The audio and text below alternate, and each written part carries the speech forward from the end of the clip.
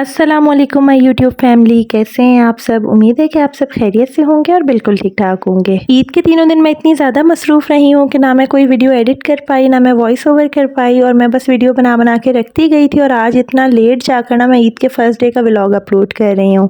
और यहाँ पर सब नमाज़ पढ़कर आ गए थे और कुर्बानी की तैयारी शुरू हो गई थी। और मैंने बच्चों को ना रफ़ कपड़ों में ही नीचे भेज दिया था, क्योंकि ऑब्वियसली अब तो बच्चों के कपड़े ख़राब होने ही थे। और मैंने भी रफ़ से कपड़े चेंज कर लिए थे, क्योंकि गोश्त वगैरह बनाना था, तो वो नए कपड़े पहनती तो वो तो ख़राब हो जाने थे। तो फिलहाल मैंने अभी रफ कपड़े ही पहन लिए हैं। गोश्त वगैरह बनकर आ गया, फिर फटाफट से हमने जहाँ जहाँ बांटना था वहाँ के हमने शॉपर्स वगैरह बनाए। और गाड़ी में रखने से पहले ना मैं सारे शॉपर्स को इस पतीले में रख लेती हूँ, ताकि गाड़ी भी ख़राब ना हो।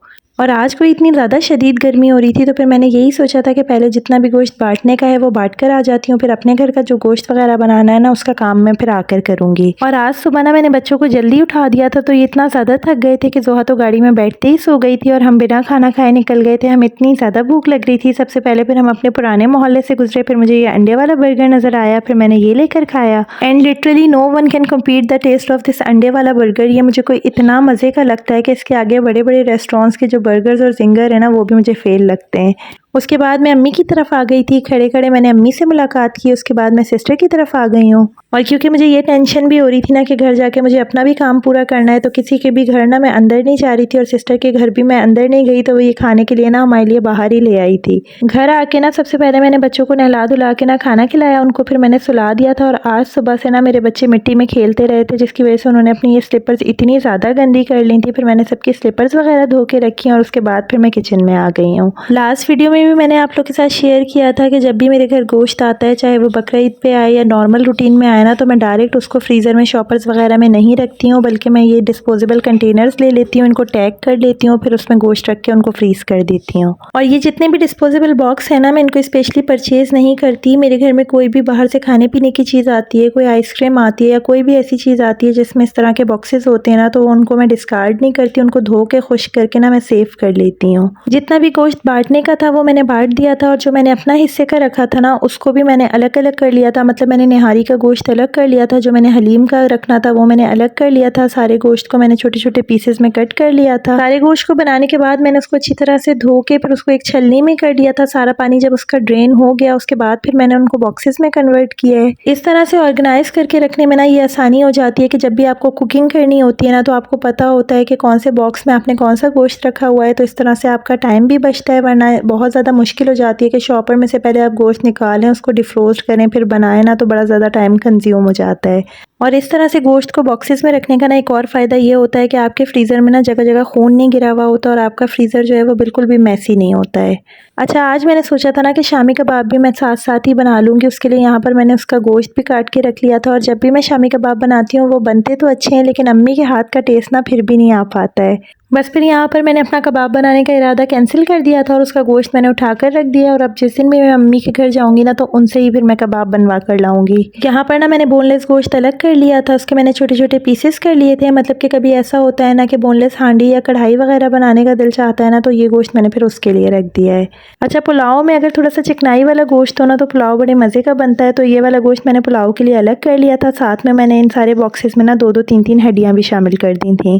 और अगर आप लोग मेरे चैनल पर न्यू हैं और अभी तक चैनल को सब्सक्राइब नहीं किया है, तो काइंडली चैनल को सब्सक्राइब कर दीजिए, और साथ में बेल आइकन भी प्रेस कर दीजिए, ताकि जो भी मैं न्यू वीडियो अपलोड करूँ उसका नोटिफिकेशन आप लोगों को मिल सके।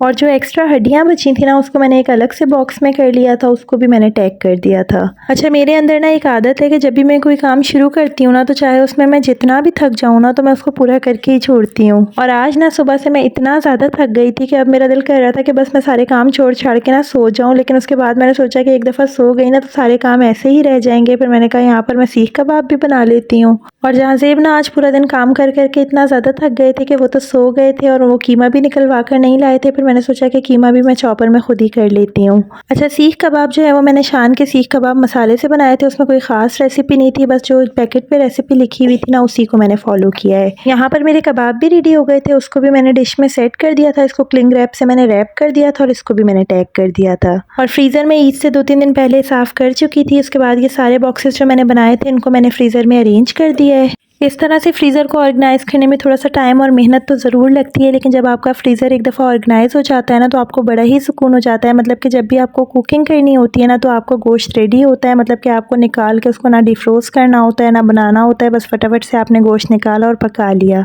और सुबह से किचन में काम करते करते किचन मेरा इतना ज़्यादा मैसी हो गया था। फिर सारा फ्रीज़र ऑर्गेनाइज़ करने के बाद मैंने फटाफट से सारा किचन वगैरह क्लीन किया, सारे बर्तन वगैरह धोए। सारे कामों से फ्री होने के बाद ना फिर मैंने गोश्त को बॉयल होने के लिए रख दिया था। अच्छा, ईद के जो पहले दिन का खाना था ना वो हमने नीचे भाभी की तरफ खाया था और दूसरे दिन का जो खाना है वो मैंने बनाना है, तो फिर उसकी प्रिपरेशन भी मैंने अभी से स्टार्ट कर दी थी। दोपहर का खाना मैंने अपने इन-लॉज़ के लिए बनाना था और रात में जो है वो हमारी अम्मी की तरफ दावत थी। अम्मी के घर जो हमारी दावत होती है ना वो ईद के दूसरे दिन होती है, तो वहाँ भी मुझे जाना था। तो मैं चाह रही थी कि जितना भी ज़्यादा से ज़्यादा काम हो ना वो मैं आज ही निपटा लूँ। यहाँ पर मेरा सारा काम कंप्लीट हो गया था और फिर काम करते करते मुझे भूख लग गई थी। यहाँ पर फिर मैंने नूडल्स बना लिए थे और ये इतना ज़्यादा कोई पक गए थे ना कि ये नूडल्स कम और खिचड़ी ज़्यादा लग रहे थे।